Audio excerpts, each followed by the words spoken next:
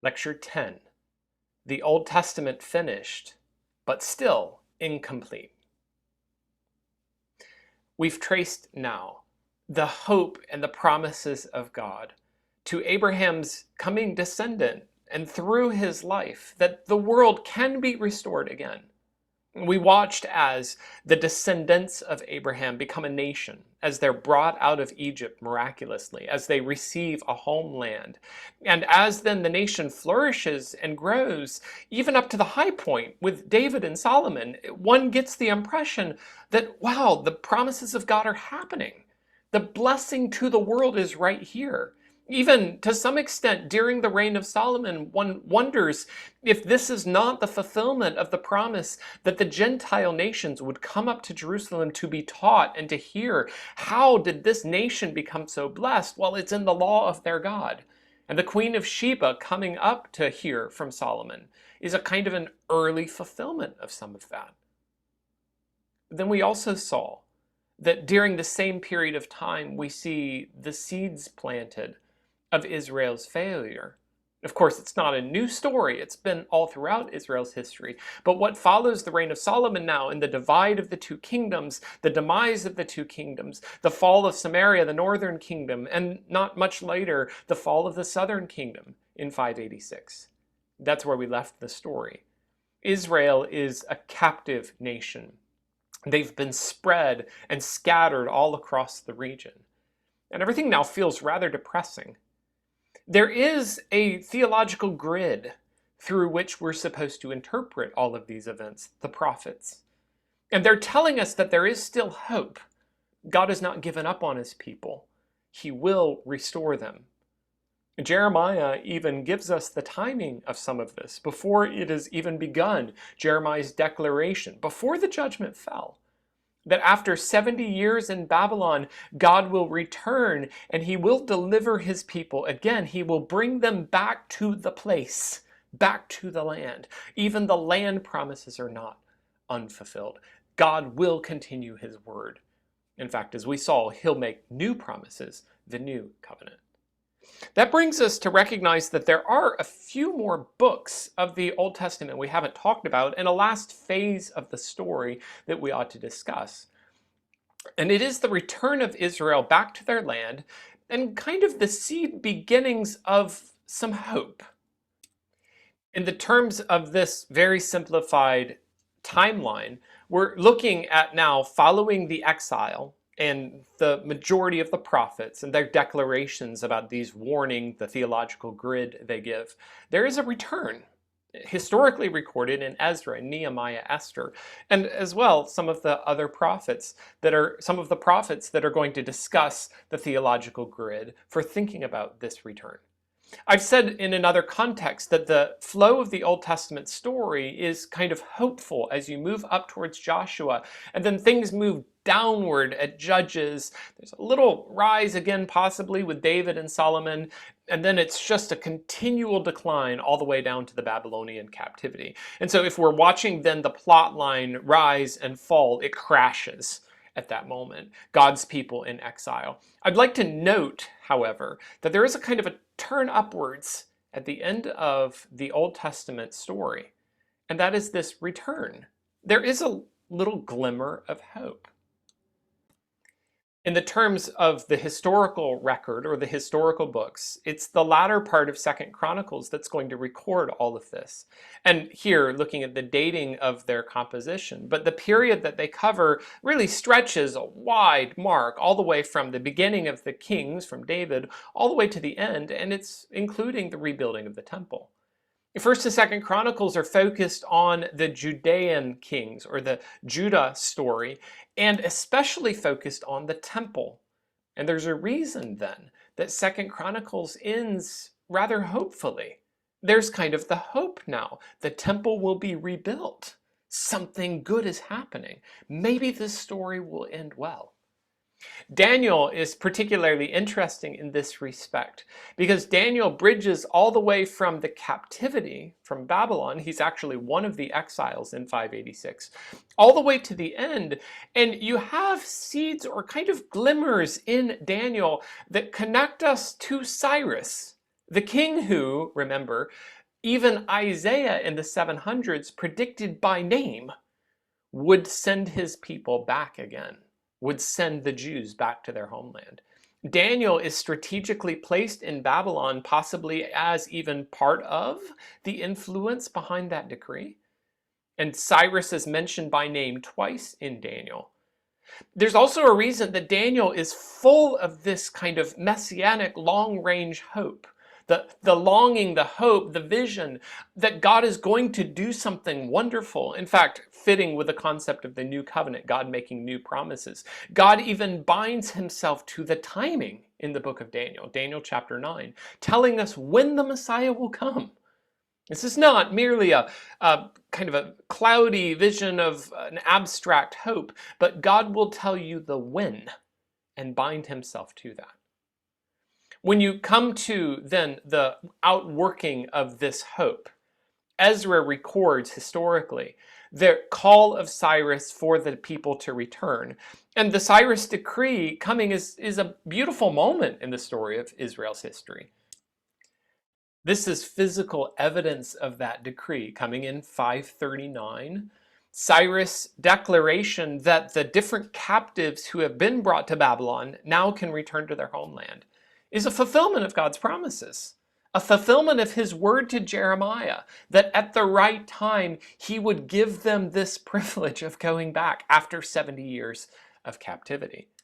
And that's what's being worked out in the stories of Ezra, Nehemiah, even Haggai. Ezra is recording that decree and how God provided for the nation to return and to set up the temple again. The problem is, just noticing the first half of Ezra, 538 to 515, the work on the temple stops. And much later, 2 decades later, Haggai comes to the people and raises the question, what happened to this temple project? I mean, you had a great victory. This was a very hopeful moment. God returning you back to the land. And you were rebuilding the temple. Why did you stop? The latter half of, or the latter period with Ezra recorded, is Ezra coming back an entire generation later. And he finds the nation in disarray. The temple has been rebuilt, that's all positive, and yet the people are not following the Mosaic law. And so are they really being faithful to God, or has everything fallen apart again? Are we right back where we started? Are we returning to the dark era of the past? Have we learned anything from all of the judgment and sorrow that we've experienced? Similarly, Nehemiah finds the nation in disarray in terms of the walls. The city is there now for a solid century, or nearly a century, and yet it's still not secure. And so Nehemiah leads the project to rebuild the walls. It's kind of hopeful. There is kind of the encouraging turn upwards that maybe the nation has a future again. Maybe this can go somewhere positive. And it's also a little discouraging at the same time, because you're waiting and recognizing that this is not by any stretch a golden age. This is not by any stretch a return to the wonderful days of David or Solomon. The other prophets are going to record similar concerns. Zechariah, recognizing that Israel is sinful and has not been faithful. But you're going to find in Zechariah, like the other prophets, mixed in together with this rebuke and reproof, hope. In fact, coming as one of the latest Old Testament prophets, Zechariah is full of some of the richest eschatological and Christological hope, pointing to the distant future, the last days, or in that day, and talking about the victory that God will bring. Things will be right again eventually. They certainly aren't now. There are certainly many things that must be done. And similarly, Malachi, the last prophet, is another kind of stinging rebuke. You say that you're okay, God says, but I say to you, you're not. And mixed in there, however, while there is rebuke and reproof, there is also hope. The Messiah is coming, who will cleanse his temple. Remember, the temple has been rebuilt, and it will be set right again. One other book to mention is Esther, and Esther, historically speaking, right in this era during the Persian era, is exploring the problem that keeps on recurring. Will God's people survive against the nations? The nations keep on returning and dealing with Israel and even trying to wipe them out. Will the seed survive? Remember, the promise of the seed to Abraham. Will the descendants of Abraham survive? Will there still be Jews? And to summarize all of these, just connected to what I just said with Esther, I think the question raised across this era is, yes, I see the turn upward. I see a kind of a hope, and there is an optimism that pervades this section. Well, God has returned his people again, so maybe all will be well. But how will these promises be fulfilled? Will God keep and continue his word? Will everything be finished? God has not given up on Israel. You see that in Daniel, Esther, Ezra, Nehemiah, Haggai. But it relates to a bigger question. How can the messianic promises be fulfilled if the nation is so weak and failing? Well, the nation will be returned back to the promised land. Okay, well, that's a positive step. But look around now, there's no temple. And how can all of the promises, for instance, of the Messiah entering into his temple and cleansing it, how could that be fulfilled without a temple if it doesn't even exist? Okay, well, we see a temple built. Oh, but the problem of hearts. People are still so sinful and failing. You see, there's kind of a hopefulness. There's also kind of a lot of questions still remaining. And we finish the Old Testament with the story kind of complete and yet incomplete. We still have many questions that must be answered. I'd like to raise an important question for how we understand the Old Testament and how we think about then this question. I'd like to raise an important question for how we think about the Old Testament, how we think about people's relationship to God during this time period, during this era. And in the process of answering that question, I think we will also move towards a broader understanding of the entire Old Testament, how it points to now or to the New Testament, and even then how we ought to think about the relationship of the Testaments. So, how did Old Testament believers relate to God? You recognize as you read through the records of, for instance, the laws and the sacrifices, the temple, that something very different is going on. Does that mean that they had an entirely different faith than ours? And how would any of that work? For instance, one of the dynamics that just goes right past us, expressed in Daniel 1, is the question of whether Daniel will eat the king's meat. As you recall, this is a very big issue, one that he's willing even to risk his life over. And we miss that because we're not even thinking of the dietary requirements. Daniel's recognizing that God has very specific laws about what Daniel can and can't eat. So how do we think about these things? Are these really important issues for an Old Testament believer? We've already recognized and discussed at some length the basic foundation that salvation across the entire history of God's work has never been by works. Salvation has always been by faith. And we noted in a previous lecture that the New Testament makes very clear, but even in the Old Testament you can see Abraham was saved by faith. We discovered, for instance, that Paul speaks in Romans 4, Galatians 3, absolutely affirming that before the law was given, Abraham was already saved by believing in God's words.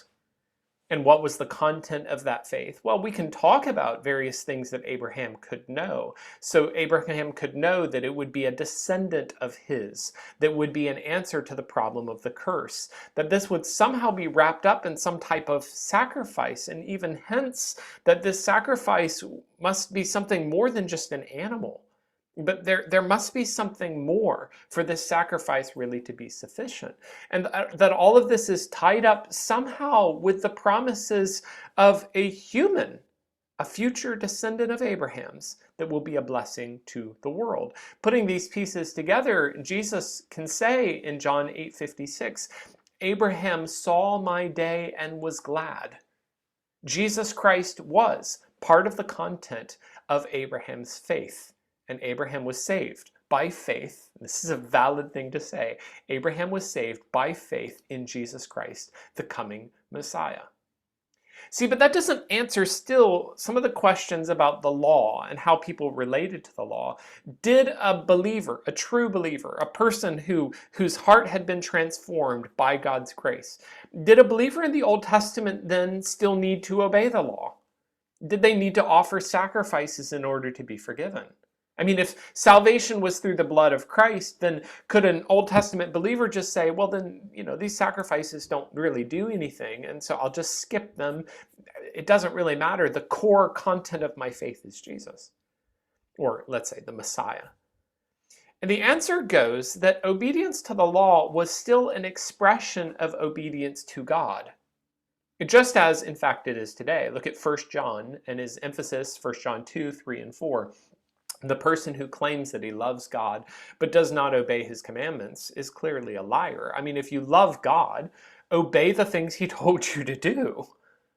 Well, in the same way, in the Old Testament likewise, a person that chose to ignore God's laws or to neglect sacrifices or not to worry about the dietary requirements, that person was just disregarding God's concerns. God gave them certain things they must do. If they love God, they ought to do those things. Therefore, it was an expression of legitimate faith and obedience to God's words, to fulfill God's requirements and to follow his words. Even so, and yet, even within the Old Testament, there are already hints that the Old Testament does not summarize everything about how a person relates to God. There are already hints that it's not just about kind of checking boxes in the law, and as long as you do this, do this, do this, do this, and have a couple of beliefs and some propositional truth claims that you'll be okay. There are already indications in the Old Testament that a person's heart must be responsive to God. And you find this in various places, such as David after he's sinned. Psalm 51.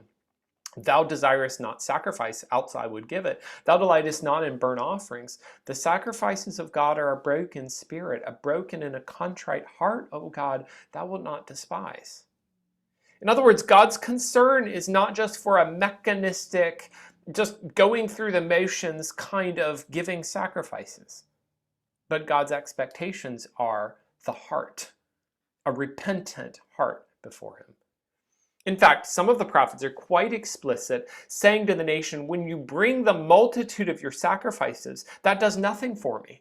God says, I am full of the burnt offerings of rams and the fat of fed beasts. I delight not in the blood of bullocks or of lambs or of male goats. When you come before me, who's required at your hand to tread my courts? I mean, why are you just walking in and offering sacrifices? It's doing nothing. I cannot, away with it. It is iniquity. Even the solemn meeting, go. When you spread forth your hands, I will hide my eyes from you. When you make many prayers, I will not hear. Your hands are full of blood. I think there's probably double meaning in that. Here you offer these sacrifices and you have blood on your hands from the sacrifices, but that cloaks or hides only the blood on your hands, metaphorically, of all of your sins, your murderings. And therefore, God says, I don't even want your sacrifices. Similarly, Jeremiah 6, to what purpose is there coming to me incense from Sheba, sweet cane from a far country? Your burnt offerings are not acceptable, your sacrifices are not sweet to me. Amos, I despise your feast days. I will not smell your solemn assemblies. Though you offer me burnt offerings and your meat offerings, I will not accept them. I will not regard the peace offerings of your fat beasts. Take them away from me. And we will find also in Amos or in Nahum or actually across the prophets that God's response instead is, if you're going to offer me a sacrifice, offer your hearts. God seeks, yes, in the Old Testament, relationship with his people, not just checking boxes of offering the sacrifices, but relationship. Now, if I'm going to put these two pieces together, then the proper functioning or proper order of these is to recognize that God still requires the sacrifice. The sacrifice expresses obedience, but it's not just as though the sacrifices externally offered mean anything. You offer the sacrifice, you obey from a heart that is truly responsive. In this narrow respect, I could say something like the sacrifices have a kind of parallel to our obedience in baptism. Does the baptism itself, just the physical going underwater, coming back up, does that itself do something spiritually? Well, not exactly. Clearly, you can do this in the wrong thinking, the wrong reasons, and for all of the wrong purposes. At that point, it's just a bath. See, but for someone to say, well, then if it doesn't make a difference or it doesn't matter, I'll just skip it and it doesn't make any difference anyway, that would be wrong as well. God has, after all, commanded it. He just commands that you do it from the right heart, from a heart that's responsive to him. And the parallel would go further still, because we're recognizing that the point behind baptism is that there's a deeper meaning. It's emblematic, it's representative of something. It's not just the doing of the baptism, underwater, come back up, okay, I did it. But it's understanding that this is a symbolic picture representing something greater. It's your understanding of that picture that expresses faith and that is part of the richness and the benefit of obedience as you follow God. And in the same way, we ought to expect that the sacrifices had a richer meaning, that they pointed to something more. And what they pointed to specifically is answered in the New Testament. Jesus says, Matthew 5:17, "Think not that I am come to destroy the law or the prophets. I am come not to destroy, but to fulfill." The sacrifices point to him. It is not possible that the blood of bulls and of goats should take away sins. So when he cometh into the world, he saith, "Sacrifice and offering thou wouldst not." This is a reference to some of the passages we looked at earlier. "But a body hast thou prepared for me, in burnt offerings and sacrifices for sin thou hast had no pleasure. Then I said, Lo, I come to do thy will, O God." And the result of this, just a bit later in the same chapter, is that we then can enter boldly into the holiest by the blood of Jesus. Jesus has provided a new and living way, a way that he consecrated for us through the veil, and that is the way that is his flesh. Jesus Christ is the sacrifice that makes it possible for us to enter the temple and the presence of God. He's not just the sacrifice. Jesus Christ is the high priest over the house of God. And so we can draw near with a true heart in full assurance of faith. It was always about faith. Having our hearts sprinkled from an evil conscience, our bodies washed with pure water. And the result of that then is that we can hold fast our faith without wavering. We can minister to one another, loving one another. We can join together with one another and continue in faithfulness. All of this on the basis of Jesus Christ the sacrifice, Jesus Christ the way, Jesus Christ the high priest. How then did an Old Testament believer relate to God? And what then was the point of all of these sacrifices? And the answer goes, they related to God by faith, just as we do. And they related to him looking ahead to the coming of the Messiah and what the Messiah would do. And they followed obediently, offering the sacrifices, obeying God's laws, because these were the things that God had commanded them to do. Even more so, because these things pointed to Jesus, the Messiah. See, but would they have understood all of that? Some of it, yes. Some of it, no. And that leads me then to recognize the broader picture of the Old Testament and the richness of what it points to. A critical way to view the relationship between the Testaments is that you have both a growing clarity. The picture is getting clearer. God is giving more and more information.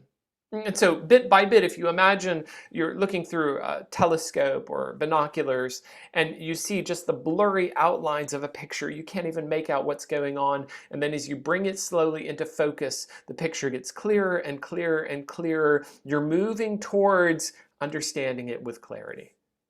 Or to use a different picture, if you want to imagine an artist and the painting is filling out, the lines are happening, and At some point, as the lines go up, you're wondering, what is that? I don't even know what's happening on this canvas. And a little bit more happens in, okay, you work out what the subject of the canvas or of the painting is, but you're still not really able to get the composition. It's still just incomplete, shadowy. And more happens. Obviously, the painter isn't going to paint everything in a moment. It's not as though they can just take their brush, throw up some paint, and it's done. But bit by bit, piece by piece, things are happening, and oh, I see that now. Okay, now that makes sense. Over here, there's still a line, and I don't understand where that's going. I don't know what that's for, but time goes on, and now I see how that fits into the rest of the painting. And the picture of the Old Testament is like that. That part of the joy of reading through the Bible is to see that over time, a little glimmer, is that light or not? Now brightens more fully, and I can see it. It's a shining ray. There's much there to be rejoiced in, and it continues on until it's the blazing daylight. The conclusion of the Old Testament, the beginning of the New. Light has come. And it's watching that process, the spark growing into rays of light, that we watch across the Old Testament as we wait and we anticipate the coming of the Messiah. I would just like to conclude or finish out and understand the rest of the Old Testament around this idea. The question would go, where does the Old Testament leave us? Where does God leave us at the end of this section of our Bibles? And the emphasis of what I'd like to talk about is to trace out for us again, kind of reviewing the promises of the Messiah, to watch that spark of light grow into the blazing daylight of God's revelation. Then I'd like us to recognize that even so, at the end of the Old Testament, the picture is still incomplete. I'm still left with some questions. Think back then through the things that we've seen. Genesis 3:15, the promise that right after mankind has fallen and everything looks so dark, there is hope. The descendant of the woman will crush the head of the serpent and restore things again. And moving outwards, you see the promises to Abraham that his descendant will be a blessing to the world. The promises are growing richer, that the promise is now for all people. And this coming one, the descendant of Abraham, will bless them all if they will trust in him. The promise at the end of Genesis and how Genesis concludes. Genesis 49:10, the scepter shall not depart from Judah, nor the ruler's staff between his feet, until it comes to him to whom it belongs, and to him shall be the obedience of the peoples. And now we discover that this Messiah, this descendant, will rule over all. He will be a ruler and a king. And we discover that he's not just a descendant of Eve, and not just a descendant of Abraham, a descendant of Judah now. The picture has grown brighter. We move into Exodus and we discover more of the imagery of a Passover lamb. All of the sacrifices in Exodus and Leviticus, and the reality of what must be done in order to have a relationship with God. How can a wicked people dwell with a holy God? Well, sacrifices. And so then making those connections, we're maybe a bit confused. This Messiah, this seed, this descendant, I thought he was a human, and yet we need sacrifices. An animal? How would that work? And I thought he was a king, a ruler, a one who is in control, a scepter.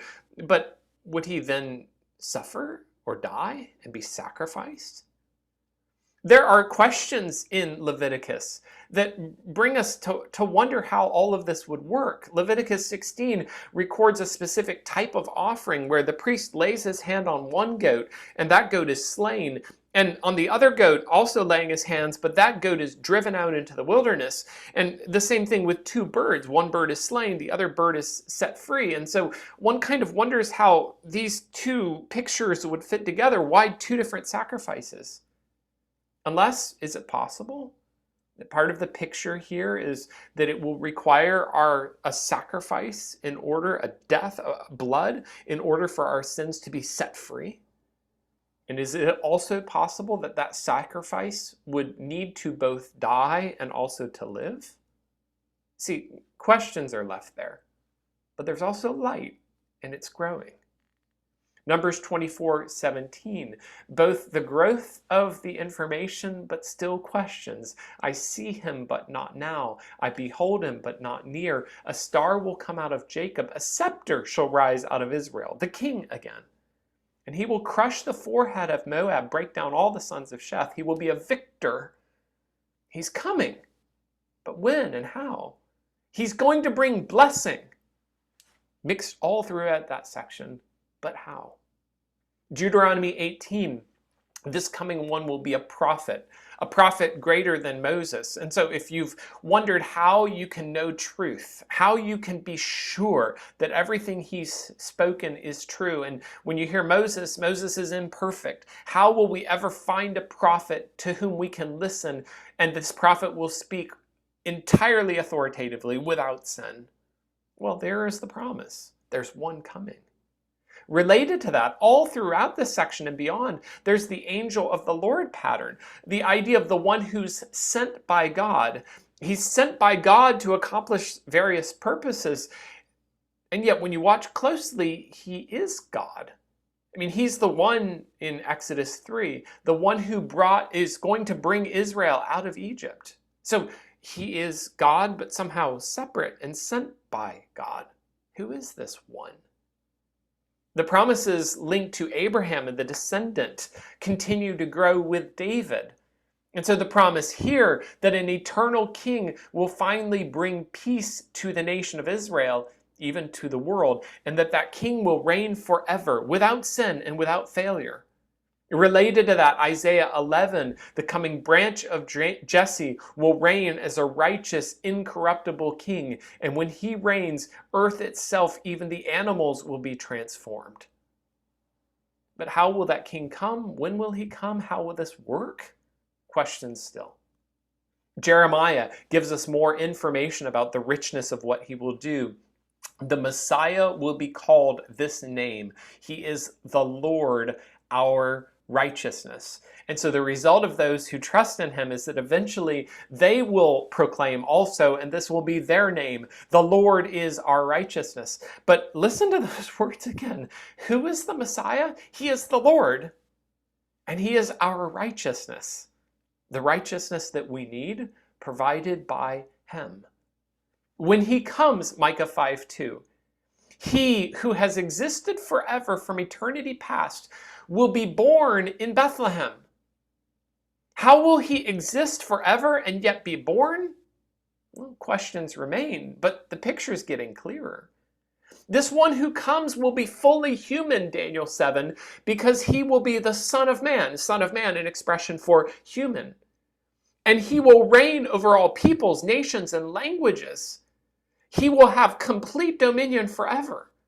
So he is a human, but an eternal king. The Messiah, it seems, is fully God. I mean, language that parallels him with Jehovah, and yet somehow separate from God and also human. You have language in Zechariah of me, and that one, God says, me, will be sent.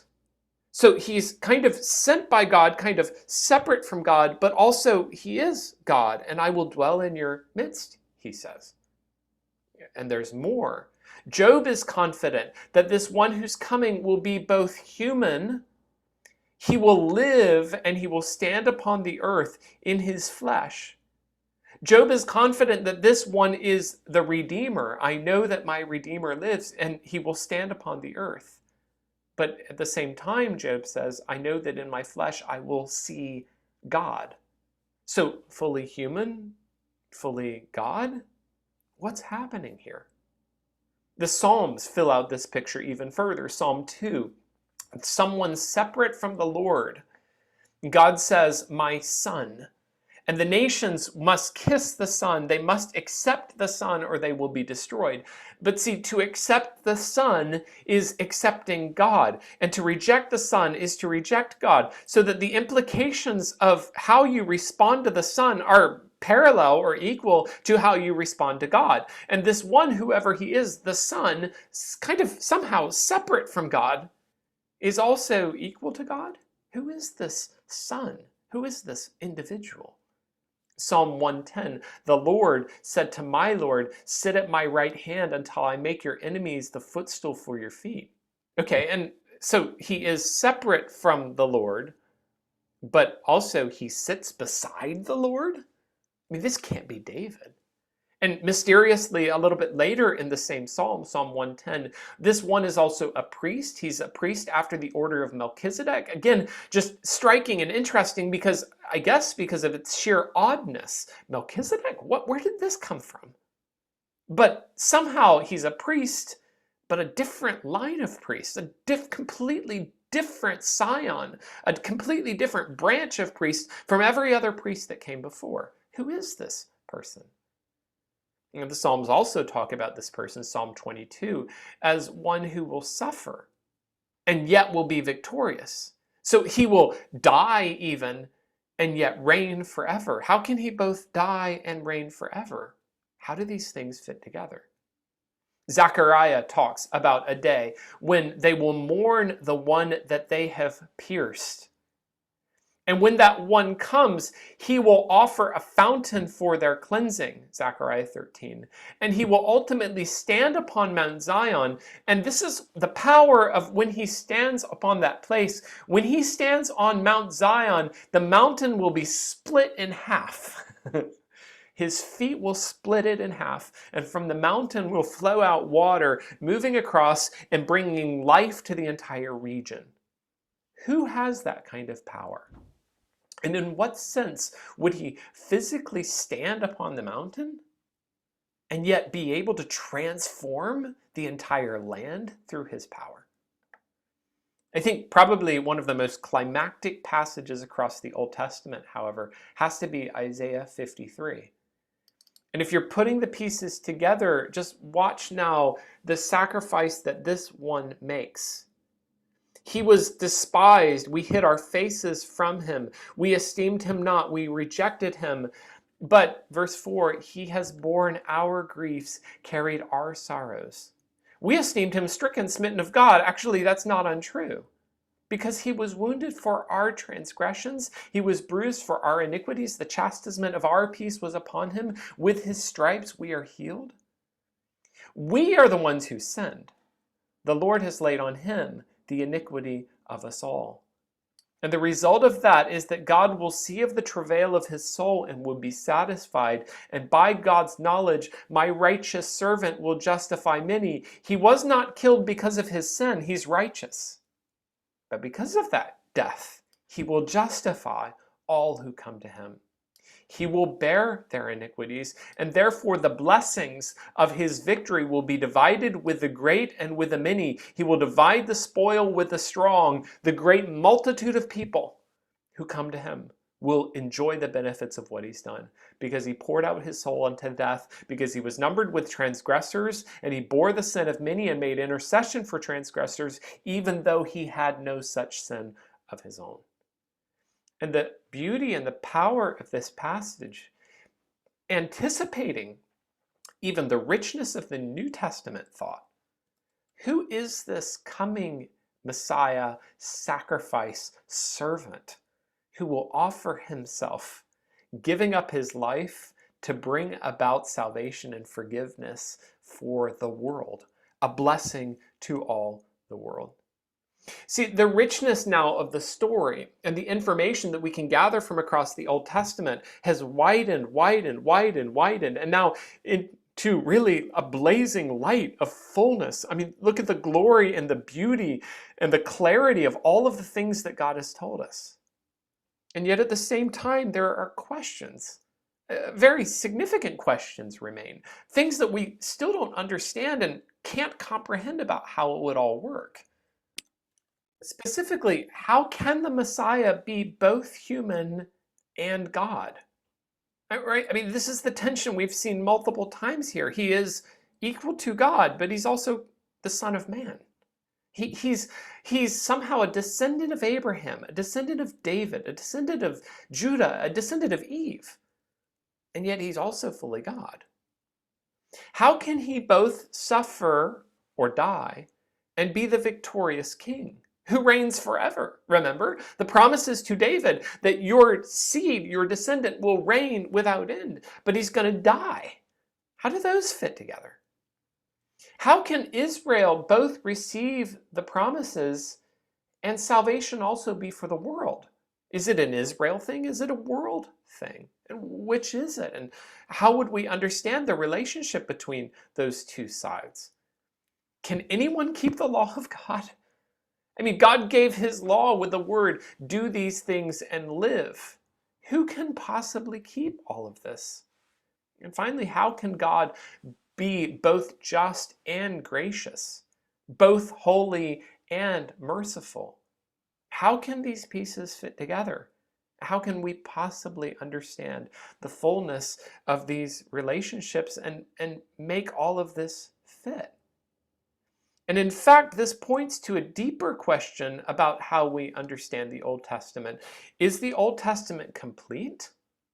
Remember the title of my lecture, The Old Testament Story Finished? But no, it's not complete. And I'd like to give three metaphors that I think summarize kind of the feel of where the Old Testament leaves us. First, think of it like a symphony without the cadence. And so you go through and the tension builds up, and there's the building up of the rise through the progress of the symphony, building up to a climactic point. It's all very exciting. And now at that climactic point, the highest level of tension, and now you can see kind of the fulfillment of it. It's going down. You get the feel that it's coming into the conclusion. You're rolling into the last bars. Those chords are going to resolve, and it's all going to finish up a complete total whole. And it's as though the last page of the symphony just gets ripped out of the book and thrown away. And all of the beauty of everything that came before, I mean, it's intricate, it's well designed, it's so richly planned, everything fits together so well. You're just sure that something this well done and all with all the planning that's evident in it, all of these lines must converge, surely.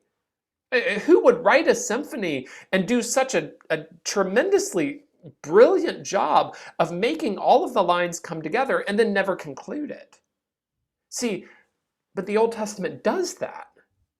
It's a beautiful document. And all of the documents and all of the parts move together and the themes come together richly, except they never conclude.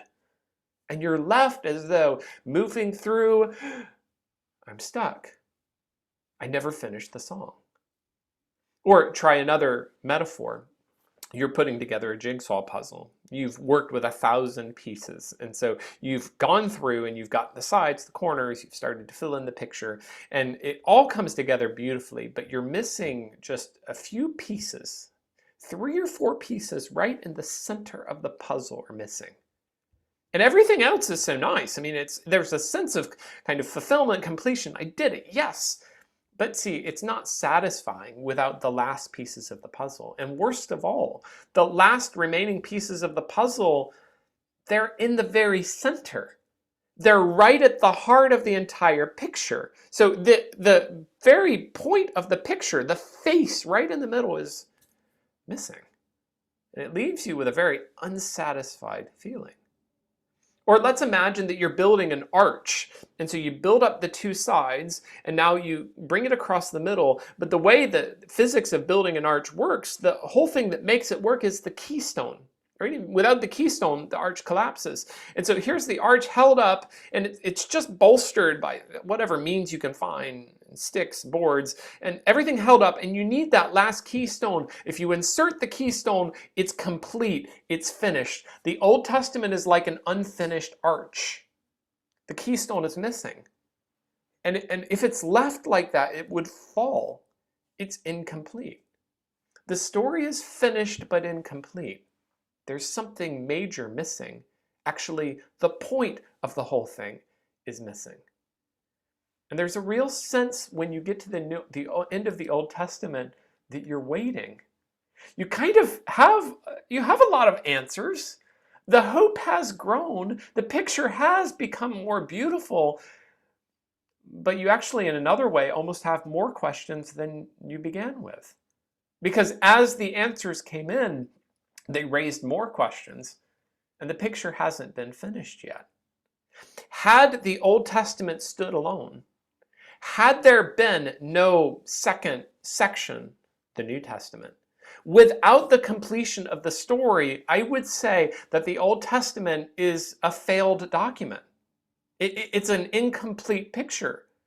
Without the rest of the picture, the arch would have to fall. Without the final cadence of the symphony, the rest of the symphony doesn't make sense. If you can't get the final pictures of the jigsaw puzzle, pieces of the jigsaw puzzle, the picture is incomplete. If the Old Testament stood alone, it's a failed document, or at least an incomplete one. See, but the richness of the story and the beauty of it, and how all of the pieces to that point fit together, tell you that there must be something more. There has to be something else coming.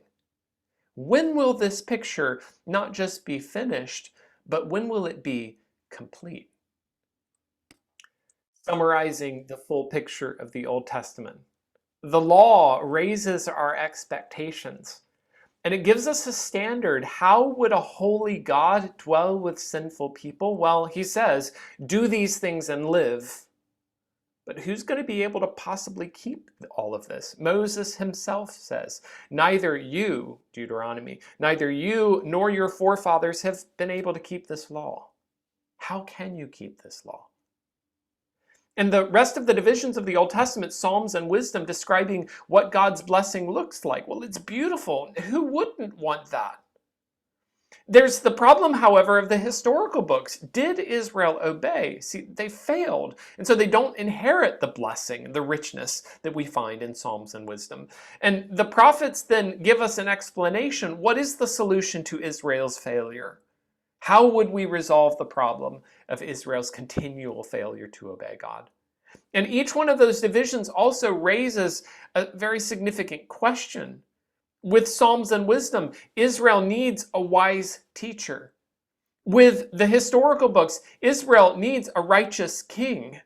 Drawing from the first 5 books, the Pentateuch and beyond, Israel needs also a high priest.